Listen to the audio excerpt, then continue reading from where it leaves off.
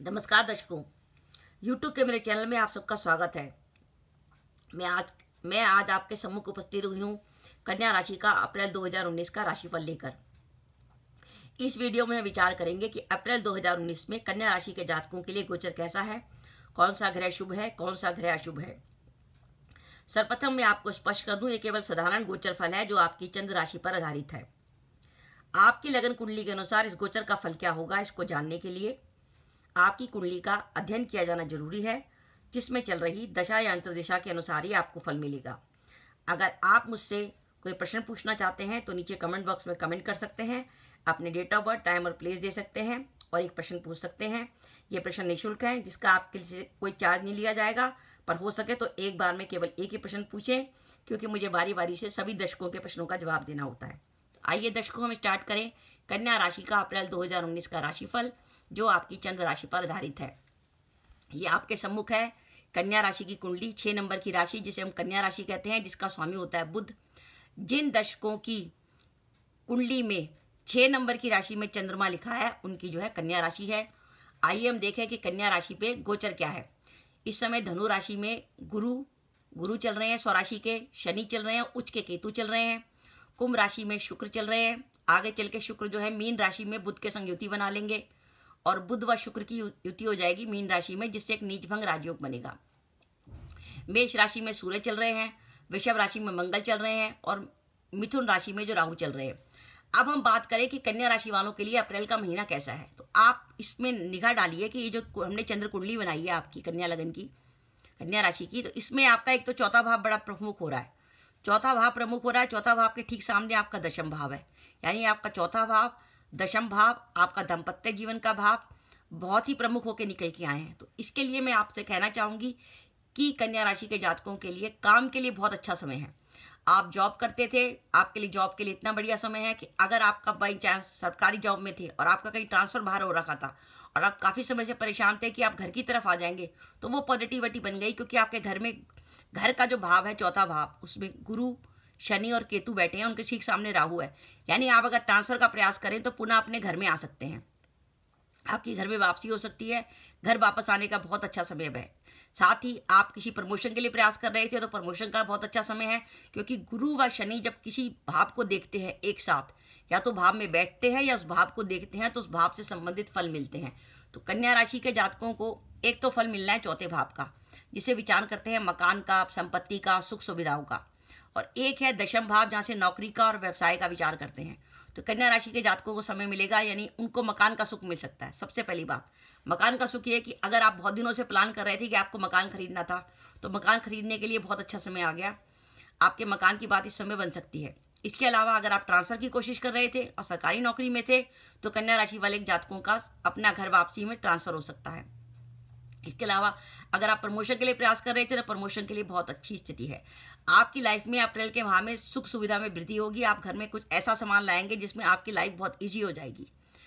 इसके अलावा एक बात और है कि आपका जो तीसरा भाव है उसका स्वामी जाके भाग्य भाव में बैठ गया, यानी वृश्चिक राशि है, वृश्चिक राशि का स्वामी मंगल भाग्य भाव में बैठा है, जो इस बात का संकेत दे रहा है कि आप अगर लोगों से कनेक्टिविटी रखेंगे, लोगों से संपर्क बनाएंगे, लोगों से मिलेंगे जुलेंगे, बातें करेंगे, किसी से फ़ोन पे बात करेंगे, किसी से बात मिलने का समय लेंगे, तो आपके जो काम रुके हुए थे वो होने शुरू हो जाएंगे। यानी लोगों का संपर्क करने से, घर से बाहर जाके यात्रा करने से आपका काम होने का समय आ गया। यानी अब आप घर में मत रुकिए। अगर आपका कोई काम रुका हुआ है तो आप जाइए, लोगों से मिलिए, बात करिए, संपर्क बनाइए, यात्राएं करिए, उन यात्राओं से आपको लाभ होगा। इसके अलावा दशम भाव में जो कि राहु चल रहा है मिथुन राशि में उच्च का, वो ऐसे लोग जो कन्या राशि के हैं और राजनीति से जुड़े हुए हैं, राजनीति की फील्ड में हैं, अभी इलेक्शन भी आने वाले हैं, उनके लिए बहुत अच्छा समय है। उनके लिए कुछ नया निकल के आ सकता है, और अगर वो टिकट का प्रयास कर रहे हैं, किसी भी चीज़ का प्रयास कर रहे हैं, तो उन्हें इसके लिए प्रयास करना चाहिए। हो सकता है इस बार उनका काम हो जाए, क्योंकि दशम भाव में उच्च का राहु जो है राजयोग बनाता है। इसके अलावा हम बात करें, जो दूसरी बात निकल के आई है, आपका सप्तम भाव में नीचभंग राजयोग बन गया, जब शुक्र यहाँ पे अपनी उच्च राशि में आ जाएंगे। उच्च राशि में शुक्र होंगे नीच राशि के बुध के साथ, तो ये नीचभंग राजयोग बना कि दाम्पत्य जीवन बहुत बढ़िया होने वाला है आपका। और आपके बीच में कोई अगर मतभेद भी चल रहा था, आपसे कोई रंजिश वगैरह थी और आप एक दूसरे को अंडरस्टैंड नहीं कर पा रहे थे, वो सारी स्थिति आपकी खत्म होने वाली है। बहुत बढ़िया स्थिति है। इसके अलावा कन्या राशि के जो जातक विदेश यात्रा का विचार कर रहे थे, तो उनके विदेश जाने का भी बहुत उत्तम समय बनकर आया है। वो विदेश के लिए प्रयास करें। विदेश जाने का उनका सपना पूरा हो सकता है। इसके अलावा हम बात करें कि कन्या राशि का जो जातक जिनके विवाह की बात चल रही थी, क्योंकि अभी गुरु तो यहाँ पे है, उसके बाद गुरु दोबारा यहाँ पर चले जाएंगे, तो उनके विवाह के लिए कन्या राशि के जातकों के विवाह का समय बना हुआ है। तो उनके लिए जो नीचभंग का राजयोग का जो आया है सप्तम भाव में, इस बात का संकेत दे रहा है कि आपका किसी अच्छे परिवार से रिश्ता आ सकता है। तो आपको प्रयास करना चाहिए, अपनी शादी के लिए प्रयास तेज कर देनी चाहिए। कन्या राशि के जातकों का इस वर्ष में विवाह हो जाएगा। इसके अलावा हम बात करें विद्यार्थी वर्ग के लिए, तो विद्यार्थी वर्ग के लिए पढ़ने का बहुत अच्छा समय आया है और विद्यार्थी वर्ग जो है अच्छी तरह पढ़ाई करेंगे। और विद्यार्थी वर्ग के लिए जरूरी है कि अपनी पढ़ाई घर में बैठ के करें। वो घर में बैठ के जितनी पढ़ाई करेंगे उनकी कंसंट्रेशन पावर बढ़ेगी। तो वो विद्यार्थी वर्ग थोड़ा घूमे फिरे ना, अपनी पढ़ाई घर में बैठ के करें, उनके लिए बढ़िया रहेगा। इसके अलावा कन्या राशि के जातकों की अगर दशम भाव से संबंधित कोई दशा चल रही है, यानी या तो आपकी बुध की दशा चल रही है या किसी ऐसे ग्रह की दशा आपकी कुंडली में चल रही है जिसका संबंध दृष्टि संबंध दशम भाव से हो रहा है, तो वो समय आपके लिए ये समय आपके लिए बहुत इंपॉर्टेंट है और ये आपके कई बिगड़े हुए काम बना सकता है। इसके अलावा बात करें कि कन्या राशि के जातकों के लिए, पर हम जानते हैं कि कन्या राशि के जातकों पर चौथे घर की शनि की ढैया भी चल रही है, क्योंकि शनि जब चौथे भाव में चलते हैं तो उसे शनि की ढैया कहते हैं। तो आपको जरूरी है कि अगर आप चाहते हैं कि आपको सारा ये उपाय, आपके सारे काम हो जाए और सारे रिजल्ट आपको मिले, तो जरूरी है कि आपको शनि को शांत रखना है। शनि को शांत रखने के लिए सबसे पहले जरूरी है कि आप हर शनिवार को छायादान करें। छायादान आपको ऐसे करना है कि एक स्टील की कटोरी लेनी है, उसमें आपको सरसों का तेल या तिल का तेल लेना है और उसमें एक सिक्का डालना है 1 रुपये का। उसके बाद उसमें अपना चेहरा देखने की कोशिश करनी है, जैसे छाया देख रहे हैं आप। उसके बाद उसे शनि महाराज की मूर्ति पर चढ़ा देना है। तो ये छायादान आपको हर शनिवार को करना है। और कोई ऐसा काम है कि जो आपका रुका हुआ था और आपका होने वाला है, तो आप ऐसा करिए कि उससे एक शनिवार पहले जो है आप शनि मंदिर के आसपास जो गरीब लोग बैठे होते हैं उनको कम से कम 8 जो हैं वो उड़द की दाल की कचौड़ी खिलाइए और तेल का दान करिए। और शनि महाराज का जो के पास की जो पेड़ है, वहाँ पे जो पेड़ लगा हुआ मंदिर के पास, उसमें पीपल के पेड़ के नीचे आप एक सरसों के तेल का दिया जलाइए और पीपल में अर्पित करिए आप मीठा पानी। यानी पानी में आप बताशा मिला सकते हैं, गुड़ मिला सकते हैं, शक्कर मिला सकते हैं। मीठा पानी तो पीपल के पेड़ में अर्पित करिए और साथ ही वहाँ सरसों के तेल का दीपक जलाइए। इस प्रकार से आपका जो करके काम बनने वाला है तो बनने की संभावना बहुत अच्छी हो जाएगी। शनि महाराज को आप शांत रखिए और आप हो सके तो शनिवार के दिन कम से कम एक बार जो है सुंदरकांड को जरूर सुनिए। आप ऐप डाउनलोड कर लीजिए और जो कन्या राशि के जातक सुंदरकांड को पढ़ सकते हैं उनके लिए तो बहुत बेहतरीन समय है। अगर वो शनि महाराज को शांत करने और सुंदरकांड करना शुरू करेंगे तो उसके बाद उनको लगेगा कि 7 शनिवार के बाद उनको पता लगेगा जैसे उनके रुके हुए काम की गाड़ी चलने लगी दोबारा। तो ये है शनि महाराज का शांत करने का तरीका। इसके अलावा कन्या राशि के जातकों के लिए एक मुख्य बात ये निकल के आई है कि उनको कुछ सावधानी भी अप्रैल के माह में रखनी पड़ेगी। पहली सावधानी जो है जरूरी है कि उनका कुंडली में मेष का सूर्य अष्टम भाव में चल रहा है, तो सूर्य से विचार करते हैं पिता का। तो अगर आपके घर में आपके माता पिता आपके साथ रहते हैं तो पिता के स्वास्थ्य का ध्यान रखिए। पिता के स्वास्थ्य को लेकर आपको कोई चिंता हो सकती है। साथ ही इस बात का भी ध्यान रखें क्योंकि सूर्य मेष का होकर मेष राशि में चल रहा है। आप अगर वाहन वगैरह चलाते हैं, 2 व्हीलर चलाते हैं, तो उसमें हेलमेट जरूर लगाएं क्योंकि ये एक दुर्घटना का भी संकेत है कि अचानक ही आपके संग दुर्घटना हो सकती है, इसलिए हेलमेट का प्रयोग करें। इसके अलावा जो सरकारी नौकरी से जुड़े लोग हैं वो इस समय में थोड़ी सावधानी बरतें।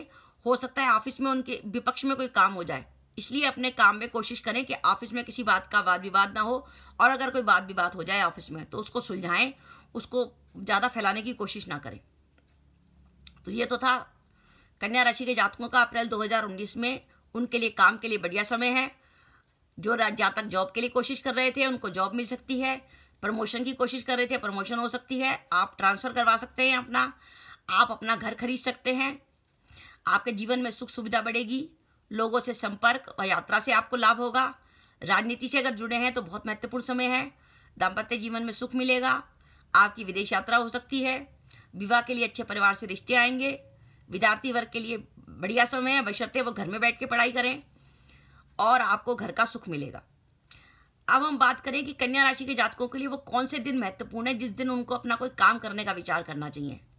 इन दिनों का निर्धारण हमने किया है कि जब आपका चंद्रमा आपके लिए पॉजिटिव होगा। चंद्रमा हमारा मन का कारक है।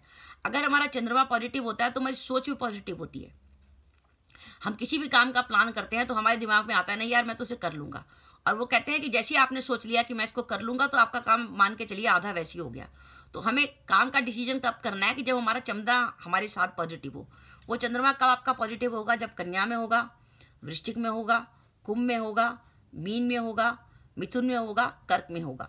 तो मैं आपको वो डेटें नोट करा रही हूँ जिसमें आपको किसी महत्वपूर्ण कार्य को करने के बारे में डिसीजन लेना है, किसी से मुलाकात करनी है, किसी से कोई एग्रीमेंट करना है, कोई समझौता होगा, कोई डील करनी है और कहीं यात्रा करने जाना है। वो महत्वपूर्ण तिथि कन्या राशि के जातकों के लिए अप्रैल 2019 में है 1 व 2 अप्रैल, 3 व 4 अप्रैल, 5 व 11 अप्रैल, 12 व 13 अप्रैल, 14 व 17 अप्रैल, 18 व 21 अप्रैल, 22 व 23 अप्रैल, 28 व 29 अप्रैल की वो तिथियां हैं जो आपके लिए शुभ है। अब हम बात करें कि कन्या राशि के जातकों को किन तिथियों पर सावधानी रखनी चाहिए अप्रैल के माह में। वो तिथियां वो होंगी जब चंद्रमा आपका या तो चौथे घर का होगा, या 8वें घर का होगा, या 12वें घर का होगा। यानी चंद्रमा या तो धनु राशि का होगा, या मेष राशि का होगा, या सिंह राशि का होगा। तो जब चंद्रमा हमारा विपरीत हो, चौथा, 8वां, 12वां हो, तो हमें किसी नए काम का विचार नहीं करना चाहिए, यात्राएं नहीं करनी चाहिए, अपनी हेल्थ का ध्यान रखना चाहिए, खर्चों पर नियंत्रण रखना चाहिए और कोशिश करनी चाहिए हम किसी प्रकार के वाद विवाद या झगड़े में ना पड़े। वो अशुभ तिथियां कन्या राशि के जातकों के लिए अप्रैल माह में है 6 व 7 अप्रैल, 8 व 15 अप्रैल, 16 व 24 अप्रैल व 25 अप्रैल वो तिथियां हैं जब इनको सावधानी रखनी है और किसी नए कार्य के बारे में प्लान नहीं करना, क्योंकि चंद्रमा उस दिन आपका पॉजिटिव नहीं होगा। तो ये तो था कन्या राशि के जातकों का अप्रैल 2019 का जो समय आया है, निकल के ऐसा समय आया है। गुरु, शनि, केतु आपके 4th हाउस में बैठे हैं, जो इस बात का संकेत दे रहे हैं कि आप अगर काफ़ी दिनों से घर के सुख से वंचित थे, आपको घर का सुख मिलने वाला है। अगर आपकी माता जी की हेल्थ में कोई प्रॉब्लम चल रही थी तो माता की हेल्थ अच्छी होने वाली है। आप अपना मकान खरीदने का प्लान कर सकते हैं, आप अपना ट्रांसफ़र अपनी जगह करा सकते हैं। काम के लिए आपके लिए बढ़िया समय है। लोगों से कनेक्टिविटी रखिए तो आपका भाग्योदय होगा। राजनीति से जुड़े लोगों के लिए भी कन्या राशि के जातकों का बढ़िया समय है। तो ओवरऑल कन्या राशि के जातकों का अप्रैल माह काफ़ी अच्छा समय है, बशर्ते बस वो अपने शनि महाराज को शांत रखें, समय समय पर शनिवार को छायादान करें व सुंदरकांड का पाठ करें तो निश्चित रूप से उन्हें सफलता मिलेगी।